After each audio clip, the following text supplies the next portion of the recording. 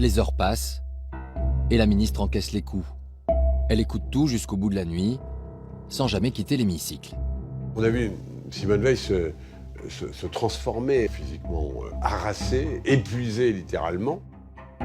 Ça n'était pas un hémicycle, c'était une arène, et avec la volonté d'un certain nombre de députés d'avoir la peau de Simone Veil. Et pour tenter d'arriver à leur fin, certains députés vont commencer à l'attaquer plus violemment. Au bout du 3e jour, le débat va déraper. Vous accepterez, madame, de les voir jetés au four crématoire ou remplissant des poubelles. Les gens parlent de four crématoire. C'était l'agression ultime entre toutes. Il était question de génocide légal. Nous étions tous très choqués.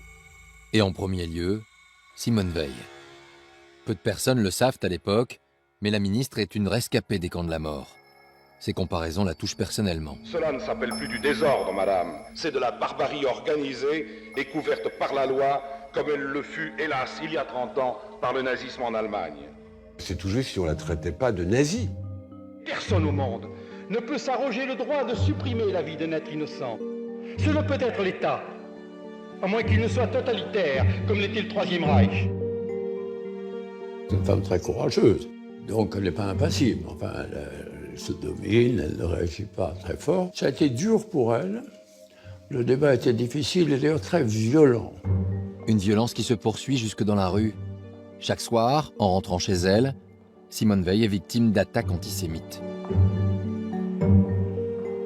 Les lettres de menaces, les insultes, les coups de téléphone. Un manifestant avait passé les miroirs qui sont dans le hall de l'immeuble avec des inscriptions infâmes. Il y avait des croix gammées sur ses murs, donc elle a vécu très péniblement ça.